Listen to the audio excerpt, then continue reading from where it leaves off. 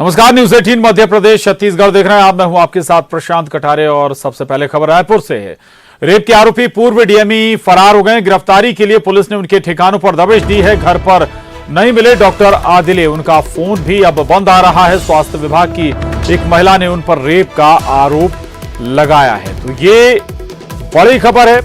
Rape के आरोपी पूर्व डीएमई फरार हो गए। गिरफ्तारी के लिए पुलिस ने उनके कई ठिकानों पर दबिश दी, लेकिन घर पर भी नहीं मिले पूर्व डीएमई और उनका अब फोन भी बंद आ रहा है। आपको बता दें, स्वास्थ्य विभाग की एक महिला ने पूर्व डीएमई पर रेप का आरोप लगाया है। राघवेंद्र हमारे साथ जुड़ गए। राघवेंद्र, और क्या जानकारी, क्या कहां पुलिस अब दबिश अभी तक पुलिस ने दी है और आगे क्या एक्शन पुलिस का? जिले के खिलाफ स्वास्थ्य विभाग की महिला ने रेप का आरोप लगाया था। ये डॉक्टर आदिले के द्वारा नौकरी दिलाने के नाम पर इस तरीके से उनके साथ जबरदस्ती अपने ही घर में ले जाकर रेप किया गया था और इस मामले में एसएसपी के पास शिकायत की गई थी, जिसके आधार पर पुलिस ने जांच के बाद जो है मामला दर्ज किया है। एफआईआर दर्ज करने के बाद अब उनकी तलाश कर रही है। जब उनके निवास पर पहुंची है तो डॉक्टर आदिले नहीं मिले हैं। साथ ही उनका जो फोन है वो भी स्विच ऑफ आ रहा है, जिसके कारण से अब पुलिस जो है उनको ढूंढने का प्रयास कर रही है। क्योंकि मामला गंभीर है और गंभीर आरोप लगे हैं, जिसके बाद जो है पुलिस उनकी तलाश कर रही है और डॉक्टर आदिले जो है वो फरार हैं। बिल्कुल राघवेंद्र, डॉक्टर आदिले के बारे में बताया जाता ना केवल ये मामला बल्कि कई और ऐसे मसले रहे जिनको लेकर वो विवादों में रहे हैं, यानी कि अब धीरे धीरे इस मामले के साथ और कड़ियां भी खुल सकती हैं। राघवेंद्र, देखिए, शिकायतों के आधार पर पुलिस कार्रवाई करती है। चूंकि उनके खिलाफ लिखित में शिकायत हुई है और यही वजह है कि जैसे ही शिकायत की बात आई थी, इनको पद से हटा दिया गया था। स्वास्थ्य मंत्री ने तत्काल इस पर एक्शन लेते हुए उनको पद से हटा दिया है। साथ ही अब पुलिस भी तलाश कर रही है। जाहिर है दूसरे मामलों में भी चूंकि वो बड़े पद पर थे, जिसके कारण से हो सकता है बहुत से लोग शिकायत ना करते रहे हों, लेकिन अब चूंकि पद पर नहीं है तो और अगर शिकायतें आएंगी तो जाहिर तौर पर उन पर भी कार्रवाई जो है की जाएगी या कुछ और मामले इस तरीके से सामने आ सकते हैं। बिल्कुल, शुक्रिया राघवेंद्र आपका इस पूरी जानकारी के लिए, धन्यवाद।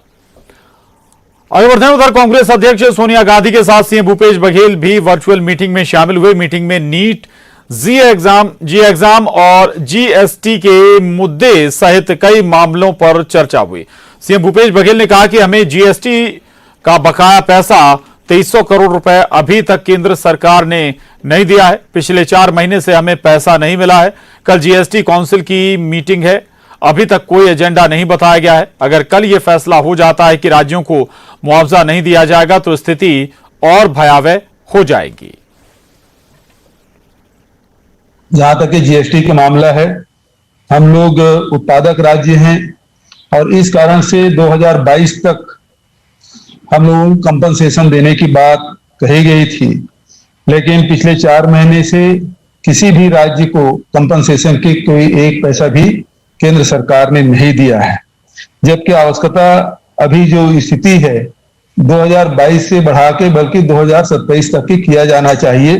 इस प्रकार का प्रस्ताव जो उत्पादक राज्य हैं वहां से होना चाहिए। मैं इस मत का हूं। केंद्रीय वित्त मंत्री जी बैठक ले रहे हैं, लेकिन एजेंडा कुछ भी नहीं है। कहा जा रहा है ब्रेन स्टॉर्मिंग किया जाएगा। तो मैं समझता हूं कि जो खबरें छन के आ रही है वो बहुत ही डरावना है। तो इस मामले में कि यदि 4 महीने से पैसा नहीं दिए हैं और यदि कल ये फैसला ले लिया जाता है कि जो कंपनसेशन की राशि उसको नहीं दी जाएगी तो उत्पादक राज्यों की हालत और बहुत खराब हो सकती है। तो राज्यों को जहां राजस्व की कमी होगी, वहीं हमारे छत्तीसगढ़ में करीब 80% जो कृषक हैं वो मार्जिनल फार्मर है और वो कहीं पंजाब में जाके या राजस्थान में या महाराष्ट्र में बेचने जाएंगे नहीं, उसको तो यहीं से मंडी में बेचना है।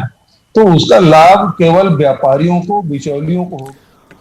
तो वहीं छत्तीसगढ़ विधानसभा का सत्र शुरू हो चुका है। सीएम ने सदन के पटल पर अनुपूरक बजट रखा। 3807 करोड़ 46 लाख रुपए का ये अनुपूरक बजट है। राज्य सरकार का ये पहला अनुपूरक बजट है। अनुपूरक बजट पर सदन में अब कल चर्चा होगी। सीएम भूपेश बघेल ने सदन के पटल पर यह अनुपूरक बजट रखा जो कि 3800 करोड़ से ज्यादा का है।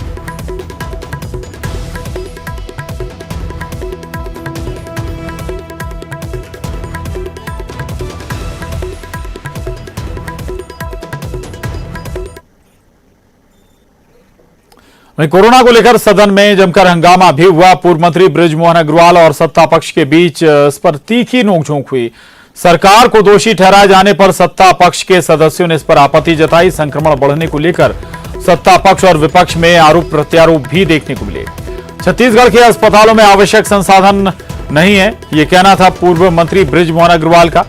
वहीं जूनियर डॉक्टरों की ड्यूटी कोविड सेंटर में लगाई गई है, यह आरोप भी विपक्ष की तरफ से लगाए गए। तो कोरोना संक्रमण पर भी जमकर वाद विवाद हुआ। सदन के अंदर एक दूसरे पर आरोप प्रत्यारोप भी हुए। विपक्ष की तरफ से आरोप लगाए गए कि संक्रमण को काबू नहीं कर पा रही सरकार। संक्रमण बढ़ने को लेकर सत्ता पक्ष और विपक्ष में यह तीखी नोकझोंक हुई है। कहा गया विपक्ष की तरफ से कि छत्तीसगढ़ के अस्पतालों में आवश्यक संसाधन नहीं है, जूनियर डॉक्टरों की ड्यूटी कोविड सेंटर में लगाई गई है।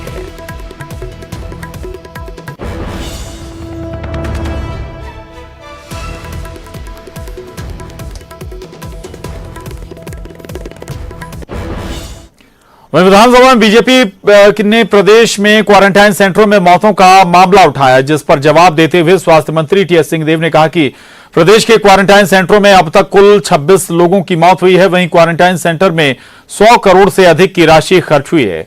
वहीं कांग्रेस विधायक सत्यनारायण शर्मा ने कोरोना से हुई मौत पर मुआवजे को लेकर सवाल पूछा, जिस पर स्वास्थ्य मंत्री ने कहा कि कोरोना महामारी से प्रदेश में मुआवजे का कोई प्रावधान नहीं है। सिंहदेव ने बताया कि प्रदेश में 4 अगस्त तक 91 लोगों की कोरोना से मौत हुई है। जो रहते हैं गतिशील रहते हैं, कोई बिंदु के फर्क हो सकते हैं। शुरू में जो प्रोटोकॉल मान लीजिए जारी हुए हो कि विदेशी लोग आ रहे हैं, तो किन देश के लोगों को जांच करना है, तो वैसे गाइडलाइंस आते थे। पहले 1 देश आया, फिर 4 देश आए, फिर 10 देश आए, फिर सबका जांच होने लगा। तो इस प्रकार के हैं। वैसे विस्तृत प्रोटोकॉल आईसीएमआर और भारत सरकार का है। सदस्य चाहेंगी तो मैं उनको उपलब्ध करा दूंगा। इसकी कॉपी 22 पन्ने की है। पूरा जो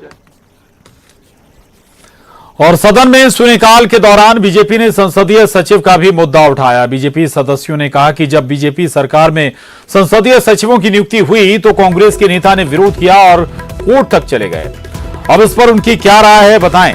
विधि मंत्री मोहम्मद अकबर ने जवाब दिया इस पर। छत्तीसगढ़ उच्च न्यायालय का जो निर्देश आया हुआ है उसका पालन करते हुए संसदीय सचिव बनाए गए हैं। विधि मंत्री मोहम्मद अकबर ने कहा कि संसदीय सचिवों को मंत्री का दर्जा प्राप्त नहीं है, इसलिए उन्हें यहां पर परिचय देने की भी आवश्यकता नहीं है। वहीं मुख्यमंत्री भूपेश बघेल ने बीजेपी विधायकों से पूछा कि क्या इसके पहले संसदीय सचिवों का परिचय कराया गया है। बीजेपी सरकार के समय हाईकोर्ट का फैसला आया था, तब तो उन्होंने फैसले के बारे में नहीं बताया।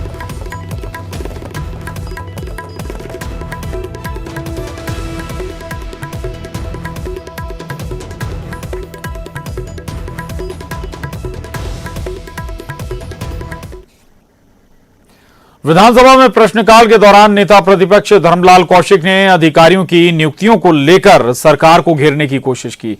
कौशिक ने पूछा कि किस आधार पर वरिष्ठ अधिकारियों को हटाया गया है और जूनियरों को बैठाया गया है। वहीं आरोप पत्र वाले अधिकारियों को हटाने के बारे में भी नेता प्रतिपक्ष ने पूछा। गृह मंत्री ताम्रध्वज साहू ने कहा कि जरूरत के हिसाब से इन अधिकारियों की नियुक्ति हुई है।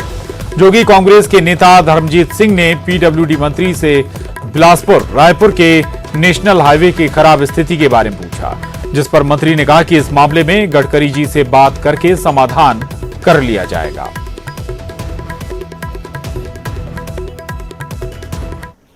पूछना चाहता हूं, क्या सरकार आरोप पत्र वापस ले रही है? और यदि नहीं ले रही है तो जो सामान्य प्रशासन विभाग का जो नियम है कि जिसके अंतर्गत में ऐसे लोगों को उस पद पे नहीं रखा जाएगा बल्कि जो वरिष्ठ है उनको रखा जाएगा, तो जो सामान्य प्रशासन विभाग के जो नियम है उसका पालन करके इनको हटाएंगे क्या, और हटाएंगे तो कब तक हटाएंगे? सम्माननीय अध्यक्ष महोदय, प्रक्रिया में है, प्रक्रिया पूरा होने के बाद ही उस पर कार्यवाही होगी। माननीय जैसा कि मैंने आपसे पहले ही बता दिया था, पहली बार हम लोग इतना बड़े लाट में प्रमोशन और डीपीसी कर रहे हैं। एक साथ 8-8 एसी का चीफ इंजीनियर में आज तक नहीं हुआ है। वो हम लोग तत्काल डीपीसी करके कर दिए। जैसे मैंने पहले बताया, विभाग में किसी को भी आप पूछवा सकते हैं। ई से एसी माननीय मुख्यमंत्री जी ने स्पष्ट निर्देश दे दिए। उधर बलौदा बाजार में तेज रफ्तार के कहर की तस्वीर तीसरी आंख में कैद हो गई। आप भी देखिए तेज रफ्तार का कहर। बलौदा बाजार में कार और मोटरसाइकिल की भिड़ंत का एक वीडियो सामने आया है। हादसे में 2 बैंक कर्मचारी गंभीर रूप से घायल हुए हैं। दोनों को रायपुर रेफर किया गया है। कार चालक को पुलिस ने गिरफ्तार कर लिया है। एक्सीडेंट की तस्वीरें सीसीटीवी में कैद हुई हैं। तस्वीरों में आप देख सकते हैं कि किस तरह बाइक सवार 2 लोग अपनी अपनी दिशा में जा रहे थे। तभी सामने से आती हुई एक कार ने बाइक को टक्कर मार दी, जिससे बाइक सवार दोनों लोग हवा में उछल गए। बाइक में पीछे बैठा व्यक्ति तो कार को लांघते हुए काफी दूर जा गिरा। कोई कुछ समझ पाता इससे पहले ही कार सवार वहां से भाग निकला। हालांकि बाद में कार सवार पकड़ा गया। तस्वीर में साफ दिख रहा है कि यह हादसा एक कार के दूसरी कार को ओवरटेक करने के चलते हुआ। हादसे में कार भी सामने से बुरी तरह क्षतिग्रस्त हुई है और बाइक के परखच्चे उड़ गए हैं। उधर रायपुर में अब कोरोना की जांच के लिए पल्स ऑक्सीमीटर का भी उपयोग किया जा रहा है। बढ़ते कोरोना संक्रमण को देखते हुए जिला प्रशासन ने सर्दी, खांसी और बुखार से पीड़ित नागरिकों के फॉलोअप मॉनिटरिंग के साथ पल्स ऑक्सीमीटर जांच को भी अनिवार्य कर दिया है।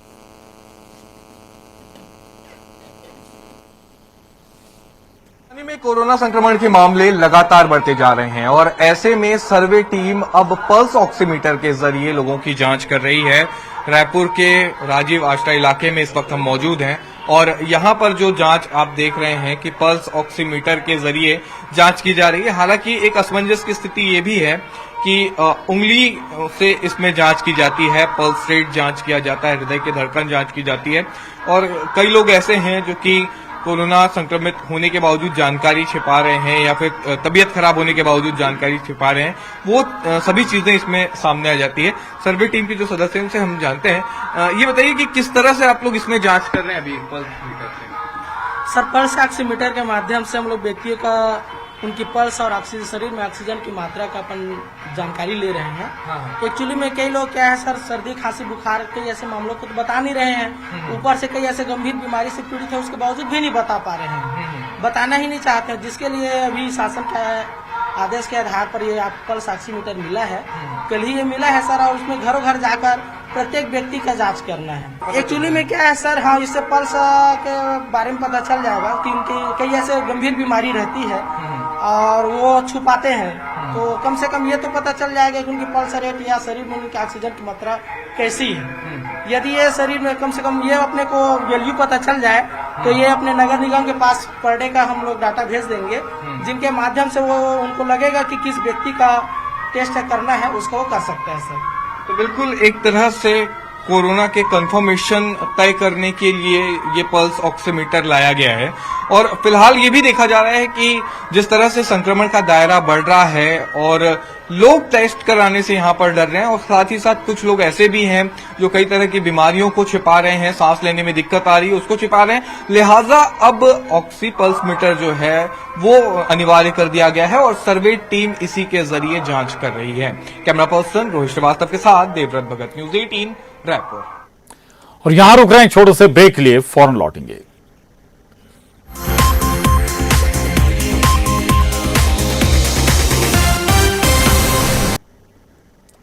और ब्रेक के बाद अगली खबर का रुख करते हैं। किसानों को यूरिया नहीं मिल रहा है, लेकिन 1 एकड़ वाले चपरासी को समिति सैकड़ों बोरी यूरिया दे देती है। जब ऐसे हालात होंगे तब स्टॉक रहते हुए भी किसान खाली हाथ ही रहेंगे। रायगढ़ में यूरिया की कालाबाजारी का ऐसा ही एक सनसनीखेज खुलासा हुआ है।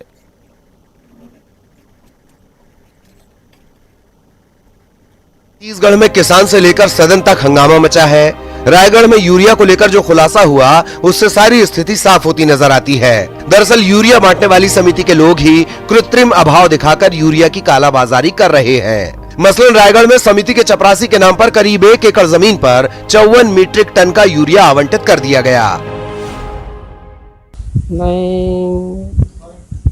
एक भी बोरी नहीं लिया हूँ, सब उसको निकाला गया है और किसान लोग को वितरण किया गया है। दस्तखत नहीं, अंगूठा लगता है सर। जो परमिट और पात्रता के अनुसार उनका रकबा और पात्रता के अनुसार उनको खाद दिया गया है। कुछ ऐसे किसान हैं जिनकी जमीन नहीं, उनके नाम से भी खाद आहरित किया गया है।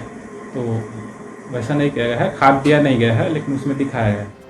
वहीं पूरा मामला सामने आने पर अधिकारी दोषियों पर कार्रवाई की बात कह रहे हैं। किसानों का कहना है कि हमको अपना खाद लिए, उसके बाद अंगूठा लगवाए तो हम लगा दिए, हमको समझ में नहीं आया कि हमारा करार है किसी और का करार है, तो उसके बाद चढ़ा दिए, हमको पता नहीं। हमने 2 केस ऐसे पकड़े हैं जिसमें कालाबाजारी का प्रॉब्लम हुआ है और इसमें हम जो फूड कंट्रोल ऑर्डर जो इसको गवर्न करता है उसके तहत कार्रवाई कर रहे हैं। कोई स्पष्टीकरण मांगा है और उसमें अभी देख के FIR भी दायर की जाएगी। साफ है, समिति प्रबंधकों और जमाखोरों की वजह से प्रदेश के किसान खाद की किल्लत से जूझ रहे हैं। वहीं सरकार की तमाम कोशिशों पर पानी फिर रहा है। युगल तिवारी, न्यूज़ 18, छत्तीसगढ़।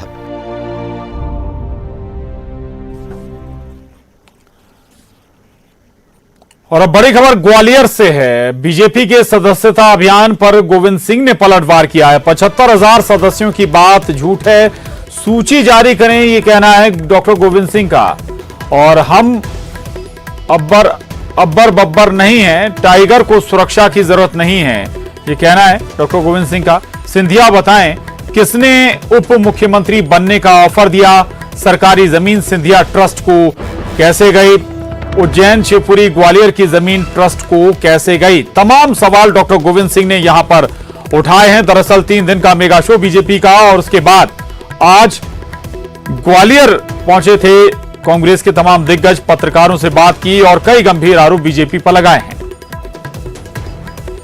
सुशील कौशिक हमारे साथ जुड़ गए हैं और जानकारी के साथ। सुशील, ये 3 दिन का जो मेगा शो बीजेपी का उसका पलटवार है और अब ना केवल बीजेपी पर बल्कि सिंधिया को भी निशाने पर लिया गया है। सुशील, बिल्कुल प्रशांत, देखिए आज ग्वालियर में कांग्रेस के दिग्गज पहुंचे, पूर्व मंत्री सज्जन सिंह वर्मा, इसके साथ ही जयवर्धन सिंह, डॉक्टर गोविंद सिंह और MP प्रजापति। इन सभी ने एक सुर में भारतीय जनता पार्टी को छोड़ सिर्फ सिंधिया पर ही निशाना साधा है और उन्होंने ये जो 3 दिन का बीजेपी का मेगा शो था उस शो को पूरी तरह से फ्लॉप करार दिया है। गोविंद सिंह, सज्जन सिंह और MP प्रजापति ने सिंधिया से और बीजेपी से वो सूची मांगी है 75,000 कार्यकर्ताओं की, जो कांग्रेस से बीजेपी में शामिल हुए हैं। साफ तौर पर कांग्रेस नेताओं ने सिंधिया पर निशाना साधा और उन्हें एक तरह से जमीन पर कब्जा करने वाला बताया। इसके साथ ही मध्य प्रदेश की भाजपा सरकार पर भी इन सभी नेताओं ने निशाना साधा और ये भी कहा है कि उपचुनाव में अब एक बार फिर जनता कांग्रेस को चुनेगी और जिन विधायकों ने जनता के मत को बेचा है, जनता के साथ दगाबाजी की है, उन लोगों को चुनाव में मजा चखाएगी। तो कहीं ना कहीं बीजेपी के मेगा शो के पलटवार में अब कांग्रेस ने यहाँ पर मोर्चाबंदी शुरू कर दी है। आज कमलनाथ सरकार के कई पूर्व मंत्री यहाँ बिल्कुल सुशील, कल सज्जन सिंह वर्मा को सुन रहे थे, वो कह रहे थे हमारे पास बहुत सारे ऐसे तथ्य हैं, बहुत सारी ऐसी बातें हैं जो हम सामने रखेंगे, हकम बच जाएगा। तो क्या नया आज रखा सज्जन सिंह वर्मा ने? सज्जन सिंह वर्मा और उनके साथ कुछ और पूर्व विधायक मौजूद थे। इन्होंने आजादी के बाद जिस तरह से मध्य प्रदेश में जमीन, जो सरकारी जमीनें थी, उन जमीनों का नामांतरण हुआ है, उनके कुछ तथ्य रखे हैं। इसके अलावा डॉक्टर गोविंद सिंह ने भी आरोप लगाया कि सरकारी जमीनों पर जो है कब्जा किया गया है और बाकायदा उसमें सिंधिया ट्रस्ट का नाम लिया गया है इन सबके द्वारा। तो कहीं ना कहीं अब बड़े मसले हैं। ये साफ इशारा हो चुका है कि ग्वालियर चंबल अंचल की 16 सीटों पर जो उपचुनाव है उसमें कांग्रेस बीजेपी से कहीं ज्यादा निशाना सिंधिया पर साध रही है और ये भी तय है कि ग्वालियर चंबल अंचल में कांग्रेस के लिए सबसे बड़ी अगर चुनौती भारतीय जनता पार्टी के रूप में है तो वो ज्योतिरादित्य सिंधिया। यही वजह है कि गोविंद सिंह से लेकर सज्जन सिंह वर्मा, जयवर्धन सिंह, MP प्रजापति, तमाम जो नेता आज ग्वालियर में आए हैं, उन्होंने एक सुर में सिर्फ ज्योतिरादित्य सिंधिया पर ही निशाना साधा है। और अभी थोड़ी देर बाद कांग्रेस का एक महासदस्यता अभियान भी शुरू होने वाला है और करीब 5,000 से ज्यादा लोग यहाँ कांग्रेस में शामिल होने के लिए आए, इस तरह का दावा है। भीड़ भी काफी नजर आ रही है। बिल्कुल, यानी कि बीजेपी के सदस्यता ग्रहण अभियान के जवाब में कांग्रेस भी यहाँ पर सदस्यता ग्रहण अभियान चलाएगी और कई गंभीर आरोप अब सिंधिया पर भी लगा रहे हैं। यानी कि सरकारी जमीन को ट्रस्ट में ट्रांसफर करने का आरोप कांग्रेस के जरिए ज्योतिरादित्य सिंधिया पर लगाया गया। धन्यवाद सुशील आपका इस पूरी जानकारी के लिए। और अब खबर भोपाल से, सदन में ट्रांसफर पोस्टिंग का मुद्दा भी उठेगा। कमलनाथ सरकार में ट्रांसफर पोस्टिंग का जो मुद्दा रहा वो विधानसभा में उठाया जाएगा। पूर्व विधानसभा अध्यक्ष सीता शरण शर्मा ने विधानसभा में जानकारी मांगी है। सवाल का जवाब तैयार करने में जुटे हैं अधिकारी। कमलनाथ सरकार के दौरान जवाब देने से कर दिया गया था इनकार, अब विभाग सवाल का जवाब तैयार करने में जुटे हैं। 15 दिसंबर 2018 से जून 2019 के बीच हुए तबादलों की सीता शरण शर्मा ने मांगी थी जानकारी। सवाल में तबादलों के लिए अनुशंसा करने वालों की भी जानकारी मांगी गई थी।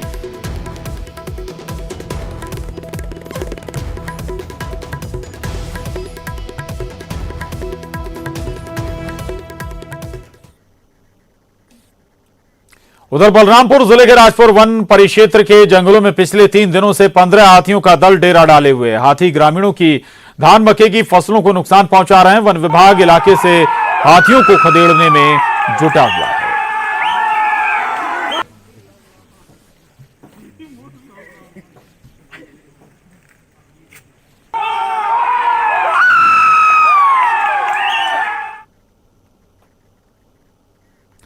उधर जशपुर में कोविड अस्पताल का एक वीडियो वायरल हुआ है जिसमें कोरोना मरीज अस्पताल में तनाव से दूर मस्ती करते नजर आए। कोविड हॉस्पिटल में एक बुजुर्ग मरीज के गाने पर वहां इलाज के लिए भर्ती कई युवा मरीज नाचते और ताली बजाते हुए नजर आए।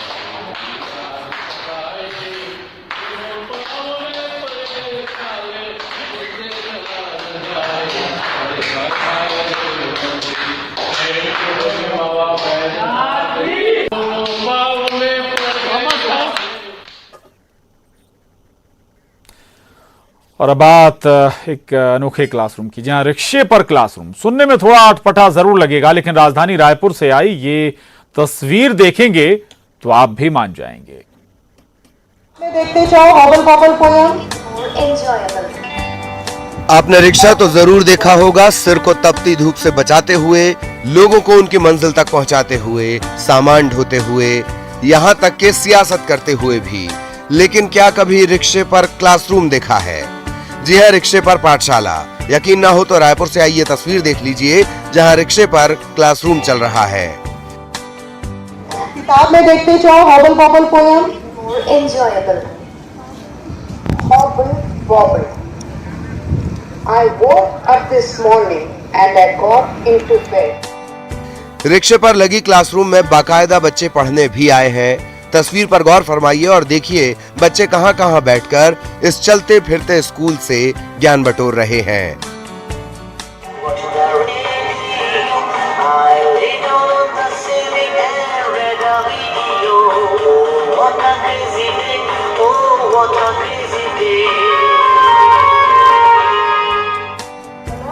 न टीचर को डंडे की जरूरत, न क्लासरूम की जरूरत, बस एक रिक्शा और सारे जहां का ज्ञान।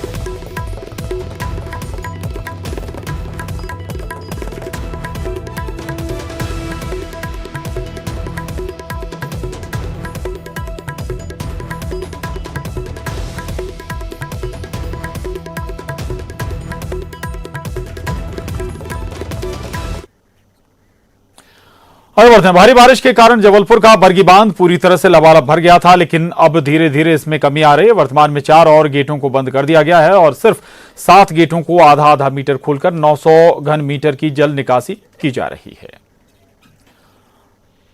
बैतूल में भारी बारिश के बाद नदी नालों का जलस्तर बढ़ गया है। इसके साथ ही यहां के जलप्रपातों की खूबसूरती बढ़ गई है। ये तस्वीरें हैं ताप्ती नदी के सबसे खतरनाक जलप्रपातों में से एक पारसडोह जलप्रपात की, जहां 2 युवा जलप्रपात के बीच चट्टानों पर चढ़ गए और यहां मस्ती करते रहे। पारसडोह जलप्रपात की सबसे खतरनाक बात यह कि यहां जलप्रपात के नीचे गहरे डोह बने हुए हैं, जिसमें डूबकर पहले भी कई लोगों की जान जा चुकी है, लेकिन फिर भी यहां लोग अपनी जान की परवाह किए बगैर बिना ऐसे जोखिम मोल लेते हैं। मुंगेली में बाढ़ ने जबरदस्त तबाही मचाई है। लोरमी से वनांचल को जोड़ने वाले कारी डोंगरी में मनियारी नदी पर बना पुल टूट गया है, जिससे आवागमन प्रभावित है। भारी बारिश के दौरान 10 से 12 दिन तक इस पुल के ऊपर से पानी बहने के कारण पुल टूट गया। इसके चलते लोगों को बहुत परेशानी हो रही है। भारी बारिश की वजह से नासकांठा का नडा बेड रेगिस्तान बना समुद्र में तब्दील हो गया है। तस्वीरों में आप देख सकते हैं कि रेगिस्तान में किस तरह से समंदर की तरह पानी की लहरें उठ रही हैं। कश्मीर के गारीगार इलाके में लगातार हो रही बारिश के बाद नदी पर बना पुल बह गया। तस्वीरों में आप साफ देख सकते हैं कि कैसे पहले पुल पानी के दबाव के चलते टूटता है, फिर पानी के तेज बहाव में पुल का टूटा हिस्सा बह जाता है।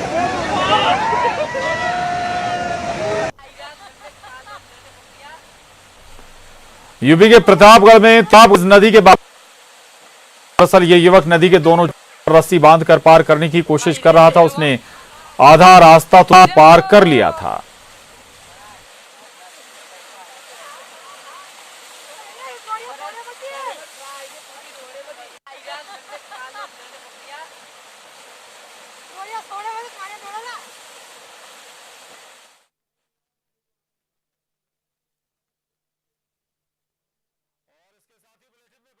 खबरों का सिलसिला लगातार जारी है। बने रहिए न्यूज़ 18 मध्य प्रदेश छत्तीसगढ़ के साथ।